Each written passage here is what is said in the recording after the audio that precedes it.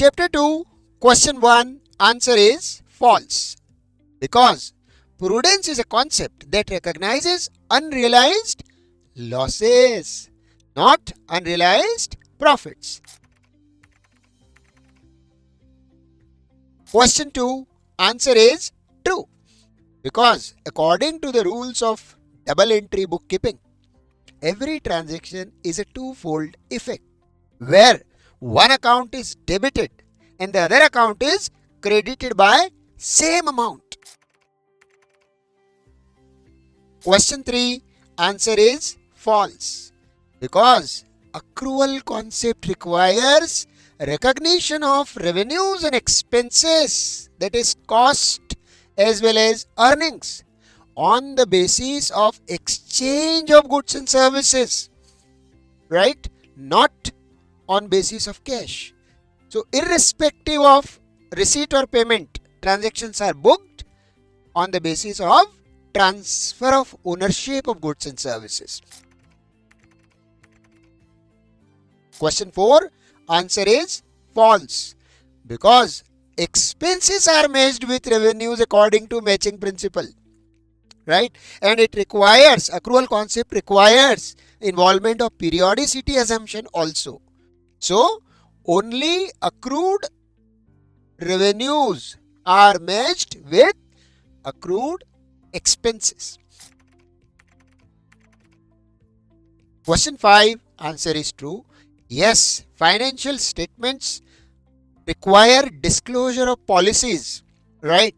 According to full disclosure principle as prescribed in Accounting Standard 1.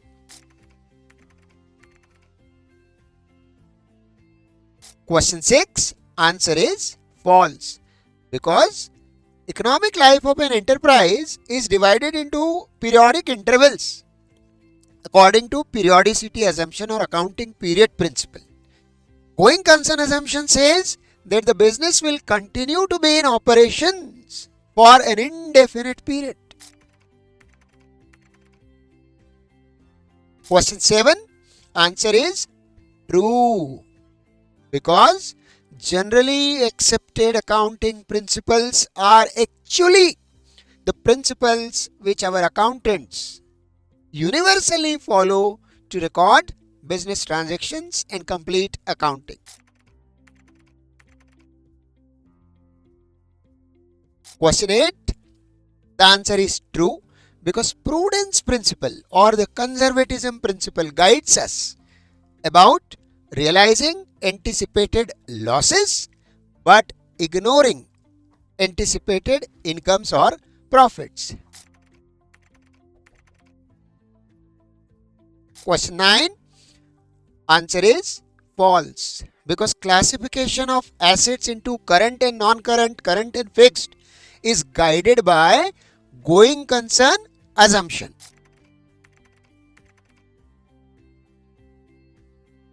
Question 10, answer is false.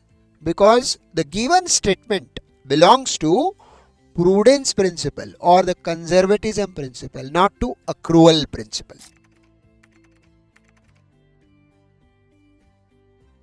Question 11, answer is false. Because एक जो small calculator है, छोटा सा, जिसकी उम्र, जिसकी लाइफ 1 साल से ज्यादा नहीं है, 1 साल में कंज्यूम होकर खत्म हो जाएगा, इस बारे में आपको बताया गया है प्रिंसिपल ऑफ मटेरियलिटी में, ना कि principle of going concern. Going concern assumption में नहीं बताया, ये मटेरियलिटी प्रिंसिपल है.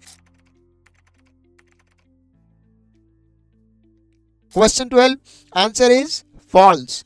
बिकॉज अकाउंटिंग डेटा डेफिनेट होना चाहिए, वेरिफिएबल होना चाहिए और पर्सनल इंटरेस्ट से दूर होना चाहिए, यानी कि विंडो ड्रेसिंग नहीं होना चाहिए, मैनिपुलेशन नहीं होना चाहिए. ये बताया गया है ऑब्जेक्टिविटी प्रिंसिपल में, जिसको हम प्रिंसिपल ऑफ वेरिफिएबल ऑब्जेक्टिव भी बोलते हैं. Question 13, answer is again false. क्यों? क्योंकि जो प्रिंसिपल ऑफ मटेरियलिटी है ना दोस्तों, प्रिंसिपल ऑफ मटेरियलिटी वो एक्सेप्शनल प्रिंसिपल है, मॉडिफाइंग प्रिंसिपल है फुल डिस्क्लोजर का. राइट? किसका है वो? फुल डिस्क्लोजर का.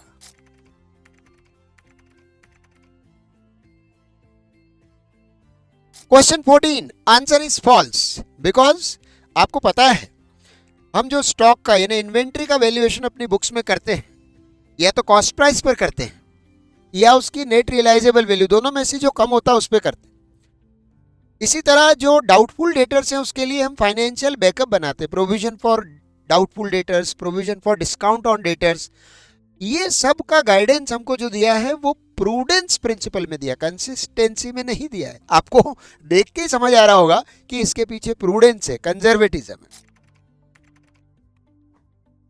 Question 15 answer is again false क्योंकि दोस्तों जो firm fundamental accounting assumption follow करती है उसको डिस्क्लोजर रिक्वायर्ड नहीं है। ये हमने पढ़ा हुआ है, बहुत सी बार थ्योरी में पढ़ा है कि अगर आप फंडामेंटल अकाउंटिंग एजम्पशंस फॉलो करते हैं तो फिर आपको डिस्क्लोजर की जरूरत नहीं है। क्वेश्चन 17 आंसर इज फॉल्स क्योंकि आप जानते हो बेटा प्रूडेंस यानी कि जो कंजर्वेटिज्म प्रिंसिपल है वो एक एक्सेप्शन है कंसिस्टेंसी का, ना कि फुल डिस्क्लोजर का। कंसिस्टेंसी क्या बोलता है कि अकाउंटिंग मेथड्स पॉलिसीज जो भी आप फॉलो करते हैं उनको बार बार चेंज ना करें। प्रूडेंस क्या बोलता है कि इन्वेंट्री को, स्टॉक को आप आइदर कॉस्ट प्राइस पे या मार्केट प्राइस पे, दोनों में से जो कम है उस पर रिकॉर्ड करें, right.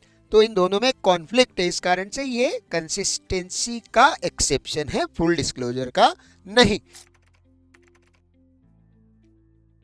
Question 18 answer is false दोस्तों। कारण क्या है?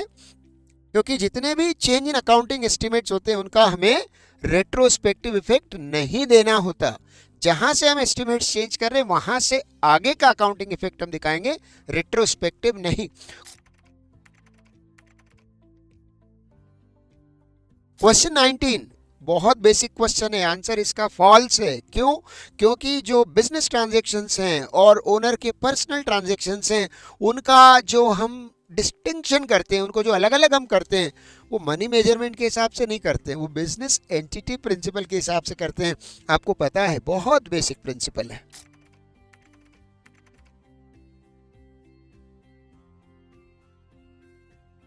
Question 20 answer is false because जब आप स्टॉक को वैल्यूएशन करते हो, स्टॉक इन्वेंट्री का वैल्यूएशन आप करते हैं, तो आप एक फंडामेंटल चीज ध्यान में रखते हैं कि either at the cost price और at net realisable value whichever is less. तो यहां पर किसका किससे कॉन्फ्लिक्ट है? कंसिस्टेंसी का प्रूडेंस से नहीं है। कंसिस्टेंसी तो अपनी जगह फर्म है, प्रूडेंस का कॉन्फ्लिक्ट है कंसिस्टेंसी से, इस कारण ये स्टेटमेंट फॉल्स है। Question number 21 answer is false because एक अक्रूवल बेसिस अकाउंटिंग है, एक cash basis accounting. Accrual accounting क्या कहती है? Revenues earned and expenses incurred को कंपेयर किया जाता है, राइट। तो यहां पर क्या कह रहे हैं वो? व्हेन एक्सपेंसेस आर पेड, नहीं पेड नहीं, accrued. Revenue earned, expenses paid.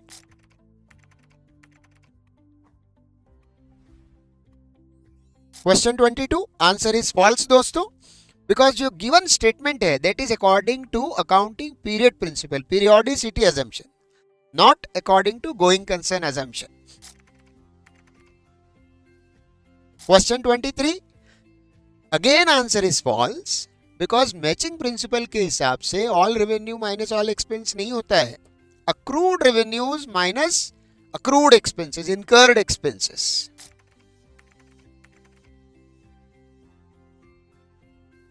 Question 24 answer is false because accounting standard 1 के हिसाब से जो फंडामेंटल अकाउंटिंग असम्पशन से हमने बार बार पढ़ा है, कौन कौन सी है? Going concern, consistency and accrual. Conservatism assumption नहीं है, कंजर्वेटिज्म यानी प्रूडेंस तो एक प्रिंसिपल है। This is why the statement is false.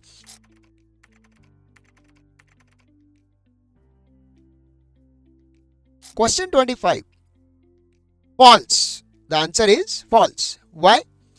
क्योंकि स्टेटमेंट पूरा उल्टा दिया है। प्रूडेंस क्या बोलता है? That assets and income should not be overstated and liabilities and losses should not be understated. This is why the statement is false.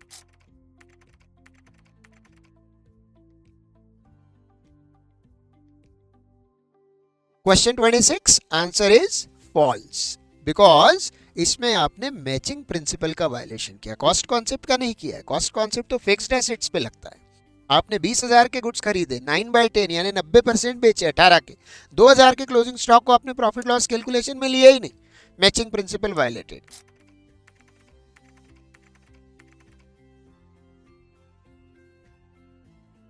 Question number 27, यहां पर भी आंसर फॉल्स है क्योंकि आपने कॉस्ट कॉन्सेप्ट का वायलेशन किया। Fixed assets have to be shown at their original cost of acquisition and the total expenses incurred on it. जब भी कोई फिक्स्ड एसेट आप खरीदते हैं तो उनमें आप जितना प्राइस पे करते हैं एक्वायर करने के लिए और उसको यूजफुल बनाने के लिए वो सब काउंट करना पड़ता है। मार्केट वैल्यू नहीं लिखी जाती। इसमें 1 लाख की मशीन का मार्केट वैल्यू 120 हो गया और अकाउंटेंट 120 रिकॉर्ड कर रहा है, इसका मतलब वो कॉस्ट कॉन्सेप्ट को वायलेट कर रहा है।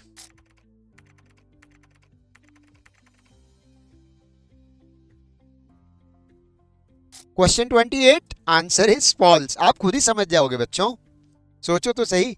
अरे क्लोजिंग स्टॉक को हम कभी भी मार्केट प्राइस और कॉस्ट प्राइस दोनों में से जो कम होती है उस पे लिखते हैं। यहां उसका प्राइस 1920 है और मार्केट वैल्यू उसका 2000 है, वो 2000 पे रिकॉर्ड कर रहा है, तो वायलेशन ऑफ प्रूडेंस प्रिंसिपल कर रहा है। Question 29, answer is false because prudence क्या बोलता है बेटा, प्रूडेंस की परिभाषा ध्यान से पढ़ो। प्रूडेंस कहता है anticipate losses and book them in the books of accounts, मतलब एस्टिमेटेड लॉसेस को बुक करो, लॉसेस को नहीं, एंटिसिपेटेड लॉसेस को बुक करो। Question 30, answer is again false क्योंकि यहां फिर क्या लिखा है, prudence is the concept to recognise all losses.